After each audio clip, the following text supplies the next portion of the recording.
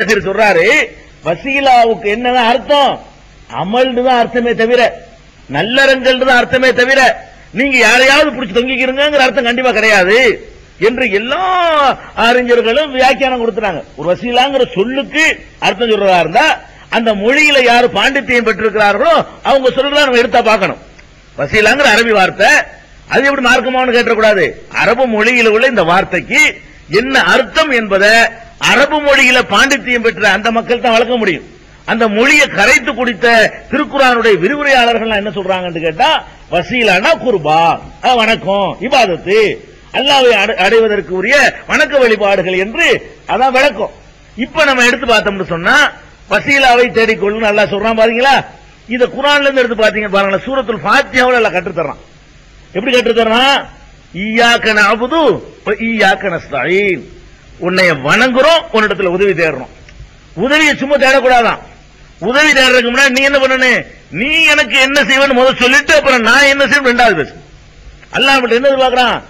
நான் எனக்கு உனக்கு வேலைக்கார மாதிரி, நீ கேட்டவன் நான் தர்ற மாதிரி நினைக்காதப்பா. நீ எனக்கு எந்த அளவுக்கு அடிமைத்தனத்தை வெளிப்படுத்துவ சொல்லு முதல்ல, அப்புறமே என்ற கேள்வி. அதுக்கு தான் அல்லாஹ் ரெண்டையும் கற்று தர்றான். சூரத்துல் ஃபாத்திஹாவில் நமக்கு சொல்லி தர்றான். ஈயாக்க நஅபுது, உன்னையே நாங்கள் வணங்குகிறோம் அப்படி சொல்லிவிட்டு உன்னிடமே உதவி தேடுகிறோம். ஈயாக்க நஸ்தஈன், முதல் வணங்குறேன்னு சொல்லிவிட்டு அப்புறம் உதவி தேடுறேன்னு சொல்லு. அழகா மேட்ச் ஆகுது பாத்தீங்களா? அல்லாஹ் எதை தேட சொல்றான்?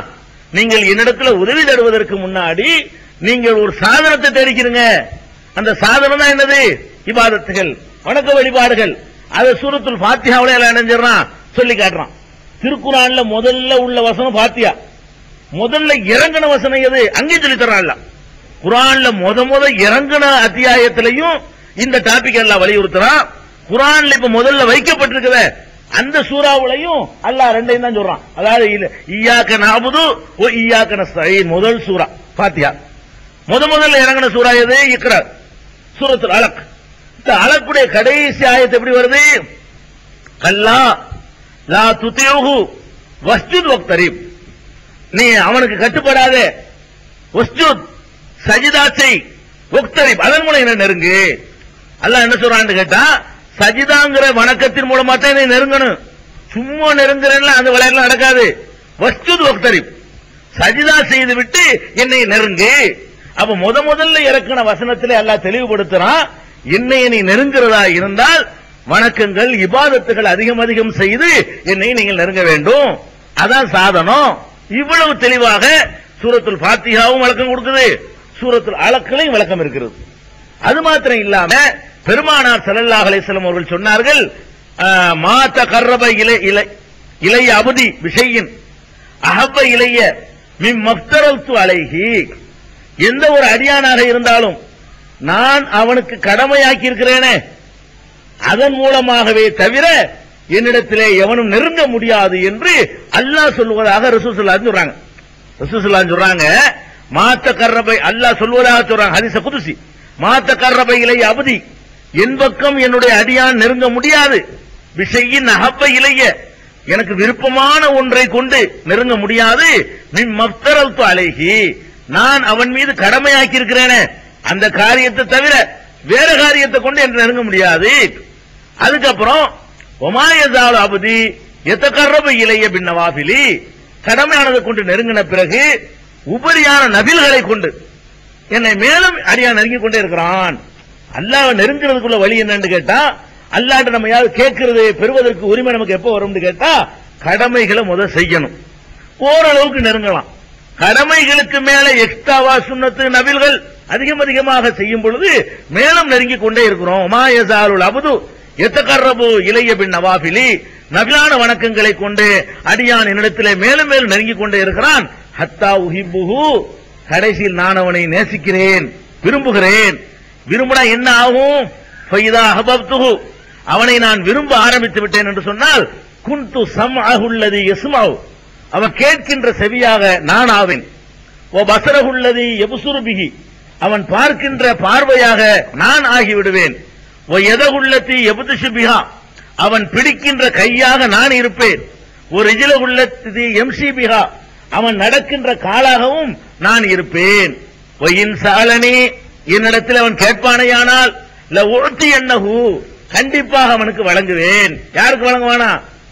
அண்ணன் சொல்றான், வலையின் இஸ்தாதனி, என்னிடத்திலே அவன் காவல் தேடுவானேயானால் லஉஈதன்னஹு, நான் அவனை காப்பேன் அப்படின்னு நல்லா சொல்றான். யாருக்கு சொல்றான்? கடமையான வணக்கங்களை கொண்டு என்னை நெருங்கி, உபரியான வணக்கங்களை கொண்டு மேலும் நெருங்கி, அந்த அளவுக்கு எப்ப பார்த்தாலும் அல்லாவுக்கு உரிய காரியத்தை அதிகம் அதிகம் செய்து கொண்டு இருப்பானேயானால் எந்த அளவுக்கு ஆயிரம் என்று கேட்டா, அவன் கையாக நான் ஆவேன். கையாவன் அல்லவாயிரம் அர்த்தம் இல்ல, அவன் கையில செய்யற வேலைகளுக்கு நான் பக்கபலமா நிற்பேன். அவன் கண்ணாக நான் வேண்ட அல்லாவுடைய கண் இவனுக்கு வந்துடாது. இவன் இந்த திரைக்கு அப்பால உள்ள பாத்திர முடியாது. அதுக்கு என்ன அர்த்தம்? என்ன பார்க்க முடியாது. வேற வேற வசனங்கள் குர்ஆன்ல தெளிவா சொல்லப்பட்டிருக்கு. அதனால என்ன அர்த்தம்? உன்னுடைய பார்வையில உள்ள அந்த பலமாக நான் நிற்பேன். உனக்கு பக்கபலமா இருப்பேன். உன்னுடைய பார்வைக்கு பாதுகாப்புனா, உன்னுடைய கேள்விக்கு பாதுகாப்புனா, உன்னுடைய கைக்கு பாதுகாப்புனா, உன்னுடைய காலுக்கு பாதுகாப்புனா எல்லாமே நான் ஆகி விடுவேன் அப்படின்னு சொல்லி அல்லாஹ் சொல்வதாக நபிகள் நாயகம் ஸல்லல்லாஹு அலைஹி வஸல்லம் சொல்லக்கூடிய இந்த ஹதீஸ் புகாரியில இடம்பெற்றிருக்கக்கூடிய 6137 புகாரியில் இடம்பெற்றிருக்கக்கூடிய ஆதாரப்பூர்வமான ஹதீஸ். அப்ப இதுல என்ன நமக்கு விளங்குது?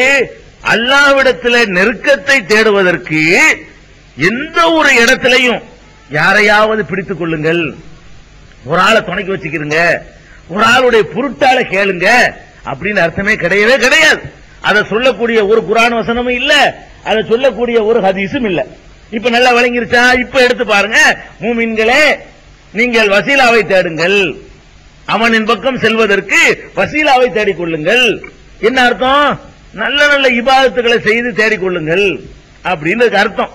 இப்ப இவங்க சொல்ற அர்த்தம் எப்படி எல்லாம் தப்புங்கிறத பாருங்க. இப்ப இவங்க என்ன அர்த்தம் செய்யறாங்க? வசீலான்னா ஒரு ஆளை துணைக்கு கூப்பிட்டுக்கிறது, அல்லாட்ட கேட்கறது கூட ஒரு புரோக்கர் மாதிரி ஒரு ஆளை இடையில பிடிச்சிக்கிறது, அதான் வசீலாங்கிறாங்க. அல்லாட்டே கேட்கும் பொழுது அவர் பொருட்டால் இவர் பொருட்டால் அப்படின்னு சொல்வதுதான் வசீலாங்கிறாங்க. சரி, இப்ப பாருங்க, இந்த குர்ஆன் அந்த ஆயத்தை நான் அப்படி வாசிக்கிறேன். யா அய்யுஹல்லதீன ஆமனூ, அவங்க சொல்லக்கூடிய இந்த வசீலா பத்தி சொல்லக்கூடிய அந்த ஆயத்துல 3 ஆர்டர் நமக்கு போடப்படுது. எத்தனை கட்டளை? 3 விஷயங்கள் நமக்கு சொல்லப்படுது. யா அய்யுஹல்லதீன ஆமனூன்னு கூப்பிட்டு, மூமின்களே கூப்பிட்டு, இத்தகுல்லா, ஃபர்ஸ்ட் கட்டளை என்ன? அல்லாஹ்வை பயந்து கொள்ளுங்கள், ஒரு கட்டளை.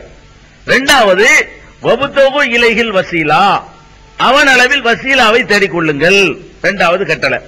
வஜாஹிது ஃபீ சபீலிஹி, அவன் பாதையில் தியாகம் செய்யுங்கள், லஅல்லக்கும் துஃப்லிஹூன், நீங்கள் வெற்றி பெறுவீர்கள். இது 3 விஷயங்கள் அல்லாஹ் சொல்றான். யாருக்கு சொல்றான்? மூமின்களுக்கு பூராத்துக்கும் சொல்றான். உங்களுக்கு இது உங்களுக்கு மட்டுமா? இல்ல. யா அய்யுஹல்லதீன ஆமனூன்னு சொன்னா எல்லா மூமின்களுக்கும் இந்த கட்டளை. யா அய்யுஹல்லதீன ஆமனூன்னு கூப்பிட்டு போடுற கட்டளையை எல்லாரும் செய்தாக வேண்டும், எல்லாரும் செஞ்சாகணும். இப்ப மூமின்களேன்னு கூப்பிட்டு அல்லாஹ்வை பயந்து கொள்ளுங்கிற முதல் கட்டளை இருக்குல்ல, இந்த கட்டளையில ரசூல் ஸல்லல்லாஹு அலைஹி வஸல்லம் அடங்குவார்களா மாட்டார்களா? அடங்குவாங்க. மூமின்களே நல்லா கூப்பிடுறானே, ரசூலுல்லாஹ் மூமின்ல வரமாட்டாங்கன்னு சொல்ல முடியுமா? முதல் மூமின் அவங்க தானே. மூமின்களேன்னு கூப்பிட்டோம்னு சொன்னா முதல் அழைப்பு அவருக்கு தானே நேர காதுல போகுது. ஜிப்ரீல் வந்து முத கூப்பிட்டது ரசூல் ஸல்லல்லாஹு அலைஹி வஸல்லம் தானே. அப்ப மூமின்களே நல்லா கூப்பிடுறானே, இதுல பெருமானார் ஸல்லல்லாஹு அலைஹி வஸல்லம் உட்பட எல்லாரும் அடங்குறாங்க.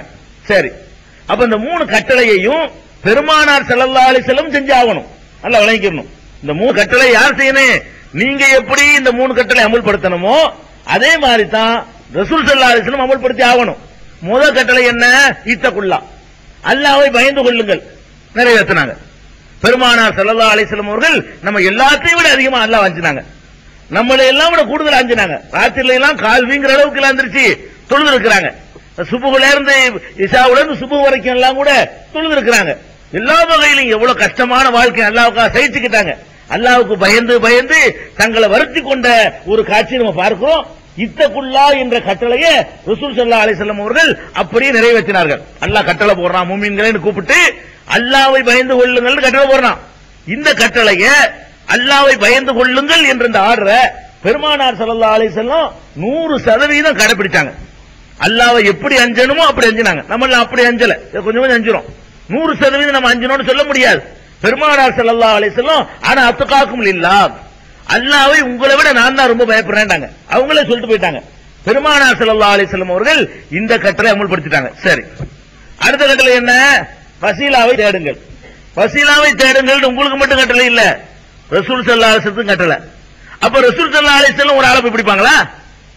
இந்த கட்டளையை நீங்க நிறைவேற்றுற மாதிரி ரசூல் ஸல்லல்லாஹு அலைஹி வஸல்லம் நிறைவேற்றி ஆகணும். இவங்க வசீலான்னா ஒரு ஆளை போய் தொங்குறதுன்னு அர்த்தம் கொடுத்தாங்கன்னா ரசூல் ஸல்லல்லாஹு அலைஹி வஸல்லம் அவங்களுக்கு இந்த கட்டளை இருக்குதே, அவங்க யாரை போய் தொங்குனாங்க? இந்த கட்டளையை அமல்படுத்தாம போயிட்டாங்களா? அப்ப அல்லாஹ் ஒரு உத்தரவு போடுறான்னு சொன்னா முதலில் பெருமானார் ஸல்லல்லாஹு அலைஹி வஸல்லம் செஞ்சிருக்கணும். அப்ப இந்த கட்டளை வந்த உடனே யா அல்லாஹ் இப்ராஹிமுடைய பொருட்டால் எனக்கு தந்திரன்னு கேட்டாங்களா? இஸ்மாயில் பொருட்டால்னு கேட்டாங்களா? மூசா பொருட்டால் ஈசா பொருட்டால்னு கேட்டாங்களா? இல்லையே. இந்த கட்டளை இறங்கின பிறகு அமல்களை தான் அதிகமா செஞ்சாங்களே தவிர என்ன செய்யல? இந்த வசீலாவுக்கு இவங்க சொன்ன மாதிரி அர்த்தம் ரசூலுல்லாஹ் புரிஞ்சுக்கிறல. ரசூல் ஸல்லல்லாஹு அலைஹி வஸல்லம் இந்த அர்த்தம் இருந்தால் இந்த அர்த்தம் முதல்ல யாருக்கு வழங்கும்? ரசூலுல்லாஹ்க்கு வழங்கும். எந்த அர்த்தம்?